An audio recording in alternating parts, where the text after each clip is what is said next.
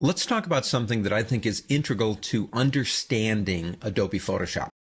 Adobe Photoshop is defined as a resolution-dependent application. In contrast, Adobe Illustrator is defined as a resolution-independent application. Big, big difference. Resolution makes or breaks an image in Adobe Photoshop. It's like little bricks that are put together. For example, we pick up our zoom tool here and we begin zooming in on these flowers. And you will notice eventually you begin seeing the pixels that make it up. The word resolution was co-opted from an earlier time.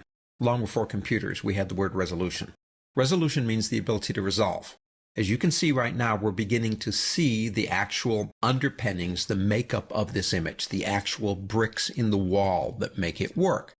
When you begin reducing the size of the file, and we can do that by holding the Alt key down and clicking again, eventually your eyes lose the ability to resolve the bricks, and color memory takes over, and you see a photograph. But in reality, the photo is made up of little tiny bricks. In this program, we literally live and die on that number. Now let me show you something else. Let me show you something in Adobe Illustrator, just to give you a contrast. That image in Adobe Illustrator is resolution independent. And as you can see, no matter how big I make this, it will not pixelate. The difference is images in Adobe Illustrator are mathematical. They are not made up of bricks, they're made up of mathematical information. When you resize them, it doesn't matter. The math is redrawn to choose the shape that you've decided, which means that image would go as well on a business card as it would go on the side of a blimp. It wouldn't make any difference, one or the other. So getting back to our photograph here, although we're going to talk a lot more about this as these lessons progress, let me give you some numbers to think about.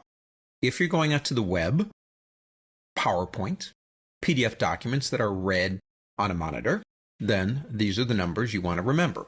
A resolution of somewhere between 72 and 96. If you're going out to print, there's really only one number that's really a magic number, and that's 300.